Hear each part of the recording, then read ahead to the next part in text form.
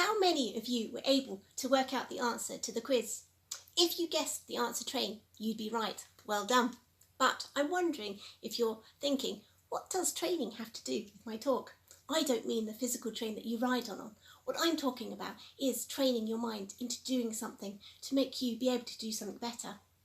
We're learning on this course, on the Wellbeing course, to look about at all of ourselves. We're looking at our physical, our mental and our spiritual well-being.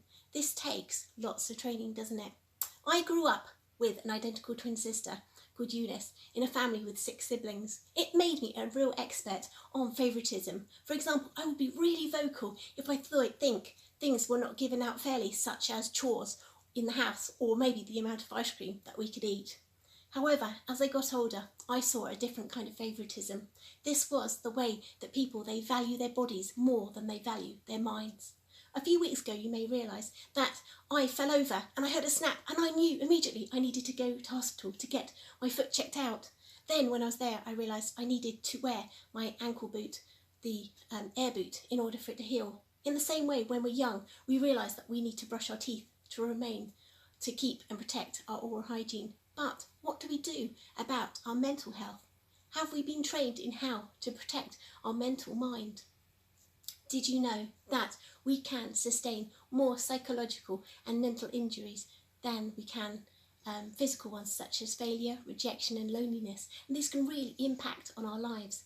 If someone says, for example, that they're depressed, some might reply to them, "Don't think about it, it's all in your head," as if it would magically disappear. Could you imagine someone saying that to me with my broken leg and going, "Don't think about it, Lois, it's all in your leg"?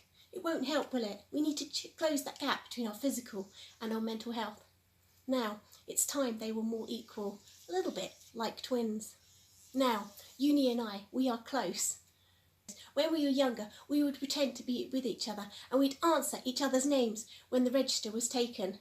This led to Eunice and I, unfortunately, having to have our initials sewn into our uniforms and being put into separate classrooms for learning. And I would feel really lonely without her near me.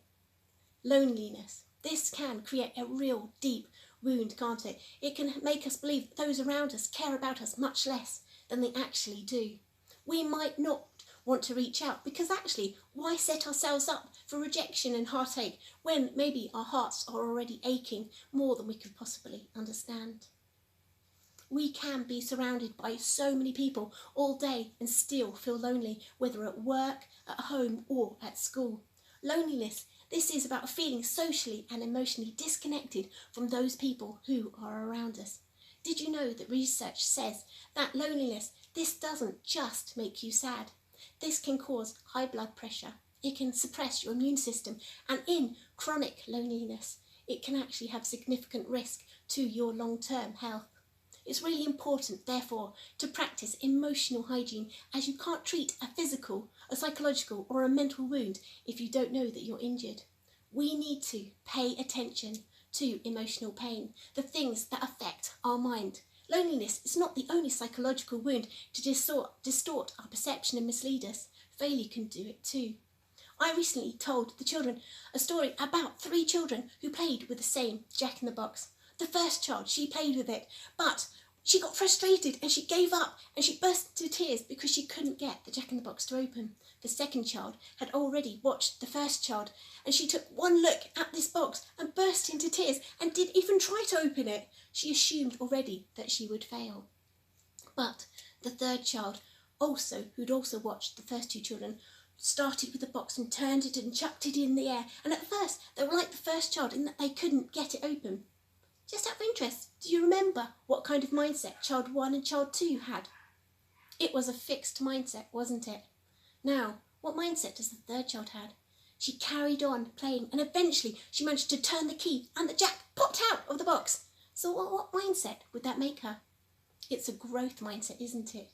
Now, we all have a default set of feelings and beliefs in how we react to failures. We need to train ourselves to see if our mind convinces us that we are incapable of something and we believe it. Because actually, if that is how we react to failure, we might stop trying too soon, or maybe, like child 2, not try at all. We might believe that we can't succeed. Now, this is why So many people, they function at less than what they're actually capable of, because maybe somewhere in their past they've experienced a failure of some kind, and that's led them to doubt that actually they're full abilities. Once we're convinced of something, it is really, really hard to change our minds. I often have this feeling when I think about spiders. When I go to bed and I dream about spiders in the night, I was and I am actually really frightened, and I want to get out of the room. Matthew, my husband, he tries to hold me in the bed, repeating that the spider isn't there, but I don't believe him. And so even though he's woken me up, I'm still convinced that the spider is there, and I end up hitting him because I really, really want to escape. Now, I am now learning to trust him, and even though when I'm awake I may not be entirely convinced in my mind that the spider isn't there, I know he's got my best interest at heart. It's really important that we change how we react to situations, to let my mind realise that I know that he's telling me something that isn't true. As our mind is hard to change, once we're convinced of something, it's really hard to think that we can't succeed. So we need to train ourselves to fight those feelings of helplessness, to gain control over the situation.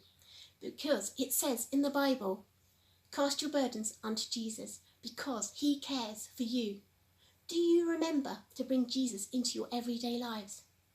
Our minds and our feelings, they're not really trustworthy. Did you know that they can be moody one moment and they can be helpful the next? They can be supportive and unpleasant intermittently. If you're in the playground, for example, and some of the children don't want to play with you, it can really hurt, can't it? In the same way, if you're going for a job promotion and you watch someone else get it, that too can really hurt. Rejection, this is extremely painful. After rejection, we can call ourselves names and we can think of all of our shortcomings that maybe stopped our friends from playing with us, or maybe for those that have stopped us getting a promotion. We can put ourselves down so much. Now, stop. Why would we want to go and make ourselves feel worse than we already do? I would not want to look at my injured foot and actually see if I can make it worse. But we do it all the time to our mental injuries because of poor emotional hygiene. Studies, they have shown that people who suffer from poor self-esteem are more actually vulnerable to stress, to anxiety, and to feelings of failure and rejection. This can hurt more and take longer to heal. We need to train ourselves to protect our self-esteem. So when you get hurt, you need to revive your self-esteem too. Remember who you are. Remember you are a son and daughter of God. Remember how God sees you. God, he doesn't make mistakes. He formed you before you were even born. We have to catch those unhealthy psychological habits and we need to change them. Now, one of the worst ones of those are rumination. This is when we chew on something and let it replay over and over in our mind. If you've had a fight maybe with a friend, you might play the scene over and over in your head as you get cross. If you replay these bad situations though in your head and spend so much time focusing on those negative thoughts, you're putting yourself at risk of clinical depression. And so it's a real deep habit that we need to stop. I used to ruminate too. I used to have the habit of replaying over and over and over in my mind those moments when my throat would close up as I struggled to breathe, because I was trying to see if I could do anything differently. But actually this affected me so much that actually sometimes I would actually set off my throat into spasms and have to end up calling the ambulance. My doctor, she explained to me that actually the more often I landed in hospital, the more often it would reoccur. I had to break that cycle, but there is hope. Did you know that it only takes 2 minutes of distraction to break the habit of rumination in that moment?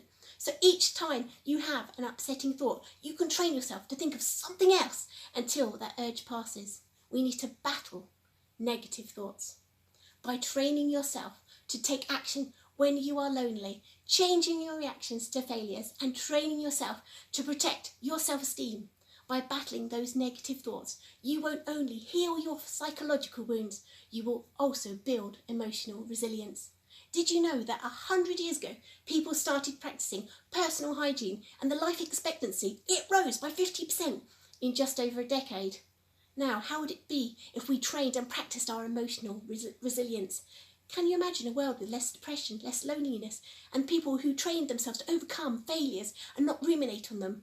Would they be more fulfilled and happy? Would you be? I wonder what kind of world you would like to live in.